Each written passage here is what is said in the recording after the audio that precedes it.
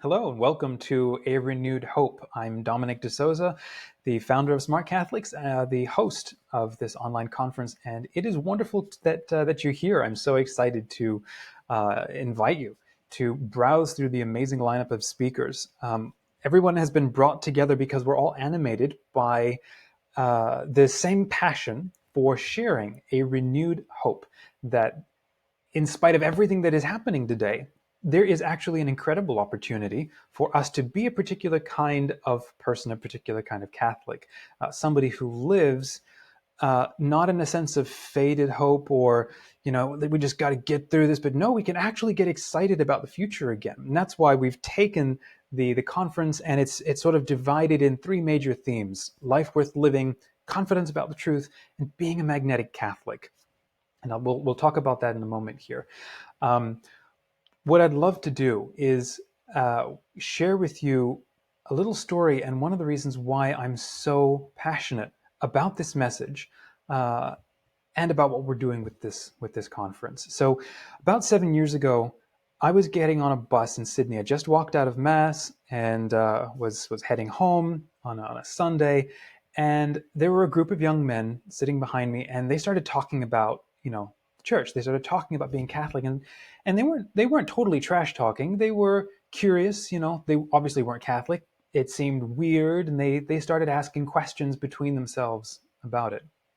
Now, I said nothing. I just sat. Now, maybe it was inappropriate to step in. Maybe somebody else would have, but I didn't. I didn't say anything, and that's sort of eaten away at me for years. And the reason why is because I was in Sydney at the time, and I was working with a Catholic organization for organizing, events, Catholic apologetics and theology and faith formation. And I'd gone through 12 years of Catholic high school and homeschool, education, and I'd been fortunate to be born a cradle Catholic. And my dad was in ministry, a motivational speaker and stuff.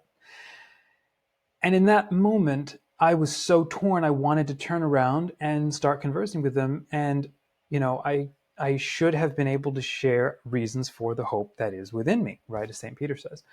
But I didn't, and I said nothing, and I felt embarrassed because I was Catholic and they were talking about it. And I got off the bus, and like I said, that's eaten at me for years, wondering, I probably should have handled that differently. Well, God writes straight over crooked lines, and I think he's used that moment as sort of a spur to get me to start taking my faith more seriously, dig into it, start learning and loving and reading and redefining my entire experience of what it means, and not taking things for granted and actually working to cultivate a relationship with the living Christ and his living church. So that's why here in 2020, when we're hit with this COVID crisis, it just became so clear to me that we in the first world West, all over the world, the people who live in the first world, so many of us have checked out from being Christian, from being Catholic, from taking it seriously, because we've been given an opportunity, because we're comfortable. As it's so often done in history, we've seen that when people are challenged or under persecution, then they hold tight to their faith. But today, a lot of us are very comfortable in our faith. We maybe pick and choose, or we don't take it all seriously, or it's very partisan, or whatever. The point is, I believe that there is a particular charism that we in the first world are being called to live out for almost the first time in history. We are being called to discover what it means to be a faithful Catholic in a time of plenty. And a time of peacetime. Because as bad as things might be, like in America and Australia and in Europe, for everything that's going on, almost all of us are not struggling under issues of outright persecution and bloodshed and genocide and so on that many of our fellow Christians around the world are struggling with. So they have a charism of bearing up under that persecution, and they absolutely need our help and our prayers. But we have a particular example that we have to learn, because almost every time throughout history, whenever people get comfortable, they fall away from the faith, and they don't take it as seriously because they don't think they need to, because life is good. So that is our challenge today, because when we get comfortable, we fall away, and it's happening all over. There's a recent white paper that was produced by a wonderful company called ActsXXIX. And they talk about how the young generation is just falling away, not just from the faith, but from the will to live. As they say this quote, ours is a country that is losing the will to live, most especially among our youth. Drug use is up, and suicide rates are up, and dangerous lifestyles are up, because all of our needs have been met, but we've not been given a will to meaning. We haven't been given a challenge, something that drives all of our love and energy and excitement to do something with our lives and our gifts. And when we don't have that, then there's this incredible frustration and boredom that comes from simply being alive. And that's something that we need to rediscover so that we can pass it on for ourselves and also for future generations. If we can figure this out now, if we can live this life of renewed hope now, the future generations that come will have a wonderful gift to be born into and to carry on, but then also all of the other nations, as they continue to come online, sharing their amazing gifts with us, like India is coming online in droves, and Africa, and so on. And once they can get out of the states of persecution and into the incredible sense of peacetime that we enjoy now in the West, they won't lose their hunger and their love for living out the presence of Christ, as so many of us have, right? But they will be able to look to some of the examples that have already been set, how to use certain tools and how to interact with each other, especially online, in certain ways, and then they'll be running faster than we were, because they'll be able to sort of skip that. So that is what I see as our charism. And that's something that we need to discover. So there's this wonderful quote from Chesterton where he says, "Christianity has not been tried and found wanting. It's been found difficult and not tried." So that is our challenge. We have to rediscover what it means to live it out in a way that is enculturated with modern culture. And I know that that's a very vacuous term. It can mean almost anything, because we've become a hyper interconnected world. So that's something that each of us now needs to rediscover and understand without isolating, without retreating into ourselves, without demonizing an enemy. And that is an incredible challenge, because it just flies in the face of everything that we are as humans. Our basic psychology does not like to love our enemies and actually treat them as human, and assume their sincerity and dialogue with them. It's very hard to do, and yet that is the first challenge that we're given at the Sermon on the Mount. So, as Pippin says in the Lord of the Rings, you're a part of this world. We don't get to check out at any point. We have to be in the world, but not of the world. And that's why the story of Sodom and Gomorrah has a very powerful and sort of tragic undertone. It's not just about people who failed to live up to a particular response to God at a particular time in history, and so were punished. It's also a story for Abraham's dialogue, his bargaining with God. Notice how in that moment he's like, "God, if there are 100 good people, will you save the city?" And God's like, "Yes." Abraham's like, "Okay, maybe we bit off a little more than we could chew here. 50, will you not destroy everything for 50? And God says, "Sure." And I hope I'm getting the story right. And then he's like, "If there are 10 people, like just 10 good people, will you save the city?" And God's like, "Yes, I will. I will not destroy it for the sake of those 10 good men." And to the sadness of Sodom, there weren't even 10 good people. And what I see as the greatest tragedy among so many Catholics, and I completely blame myself and my past in this as well, is the tendency to want to self-isolate and self-protect and from the evil of the world and other people and so on. And I get it. I have a family, I have children. We have to absolutely protect them. But we still have to find that ability to not sit in judgment of the world, but ask ourselves every single day, am I being one of those 10 people that could avert the righteous anger of God? Am I one of those 10 that could be the reason why the world gets a tomorrow because of my simple, little ability, like Saint Therese, to just love and to live in my calling and just be the best person, the best version of myself, and just by simply my little contribution or my willingness to be the living presence of Christ to my family and my community, am I helping to make this world a better place? And so, coming full circle, this is why this Renewed Hope Conference is such a powerful contribution to the mission of the church, in a way that we, the lay people, and the wonderful clergy who have joined us for this conference are collaborating together, because there's three things that we need. We need to have confidence that we have the truth, and a confidence that even if you don't know everything, because it's not possible for all of us to be theologians and so on. That's why we have Catholic Answers and St. Joseph Communications and EWTN and Word on Fire and all of these phenomenal sort of pioneers for crafting content for this modern age.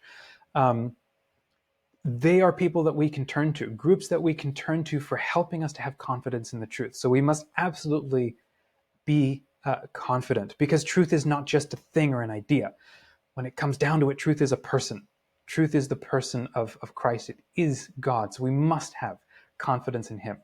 Second, we need to be magnetic Catholics, right? If I think it was Saint Catherine of Siena who said, "Lord, save us from sour-faced saints," right? There is no sort of dark asceticism at the heart of being Catholic. There's always joy. There's always joy. There's this wonderful story from St. Francis of Assisi, and it took me years to understand this, where he's on a walk with a friend, and he's asking a friend, what would you say is the definition of true joy? How do you know when you have true joy in your relationship with Christ? And the other brother is like, well, I don't know where you're going, Father Francis, and Father Francis is like, well, look, let's say, and I might be botching the story, but you get the idea. Let's say brother so-and-so gets up and he converts an entire village all at once, mass conversions, Would that be true joy? But would it? And St. Francis is like, no, that's not true joy. What if you were nominated to the bishopric and you had all of the, let's say, the power and the money of Florence and the influence to be able to radically change the world and so on? That's like the peak of the ability within the temporal power to do things. No, that's not true joy. Here's what true joy is. Here's how you know you have true joy is, let's say you've spent all day begging, right? Because the Franciscans have the radical commitment to not owning property, right? So they would beg and ask for everything. Let's say you come back after a long day of begging, and let's say it's now midnight because you get home late. It's middle of winter. It's freezing cold. There's ice everywhere. It's snowing.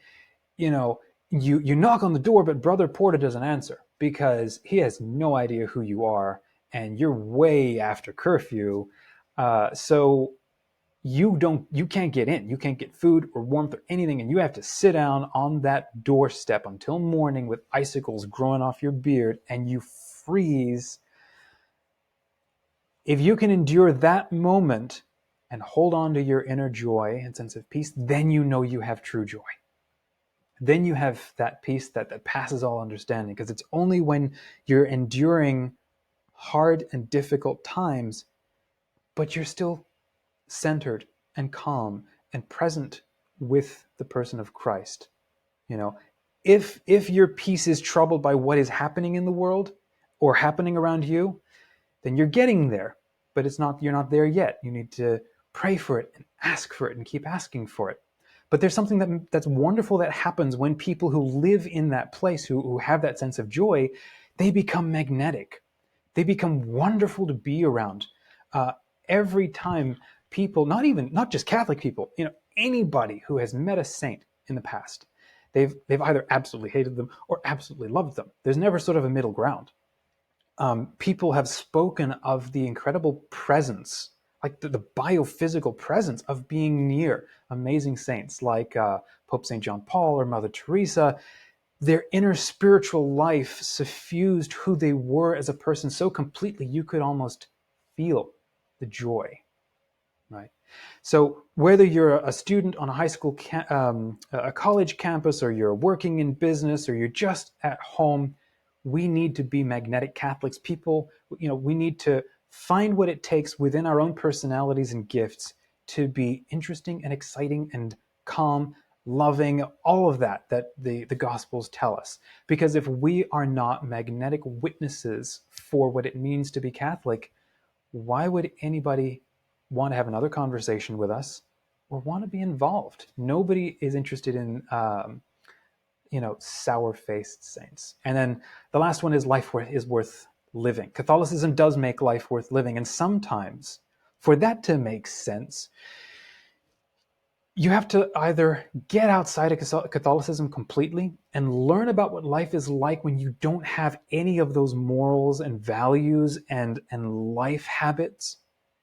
And then you start putting that back in, and you begin to realize how transformative it is, how exciting it is, how the very simple ideas of say, the Ten Commandments, or Catholic social teaching, or the radical value of the individual and the individual's relationship to another person and to family and the presence of God and the need for church to be both this trans-temporal organism and this living out as a group that we must be, how we relate to each other as a country and as a community, all of this, all of it makes life worth living, and it gives us our sense of excitement again. So to turn around and see that ours is a country that is losing the will to live when we have everything. I mean, we're on the brink of colonizing Mars, quantum technology, rewriting how things are done online, libraries coming online all at the same time, the ability to speak to and connect with humans and people all over the world from a variety of cultures. And it's that culture that is losing the will to live. Like, there's something wrong. We absolutely need to rediscover our own excitement so that we can pass that back on. So I hope that you have a wonderful weekend exploring all of the talks that are present here. Please explore the partners. Please have a look at the pages, the profiles for each of the speakers, so that you can get to meet them and all of the phenomenal work that they're doing. Please support them and join their mailing lists. And if they have donor programs, join those so that they can be empowered to do more. Because a lot of these speakers, they live off of our generosity and our ability to give them our time and attention. So the more that we can collaborate, the more that we can work together all over the world, within our various communities, in our own parishes and in our own families, we're going to transform the future. We'll transform the world. But at first, it starts with us. We ourselves need to rediscover why we should have the confidence to have faith, the courage to be magnetic, to be welcoming, to be inviting, to be likable, and the hope. We need to renew our hope that when Christ is present in the world, everything is better. Christ never checked out. He never, rose from the dead and then, flew off to heaven and left us on our own. He's still here. His last words were, "I am with you until the end of time." He has never left. He never will, because he loves every atom in this universe and every single human person who is or was and will be. So we are heirs to an incredibly heritage, a smart heritage, a beautiful heritage, one we can be confident about, and one that I hope that we will all have a renewed hope in. May God richly bless you and yours, and I hope you have a wonderful weekend.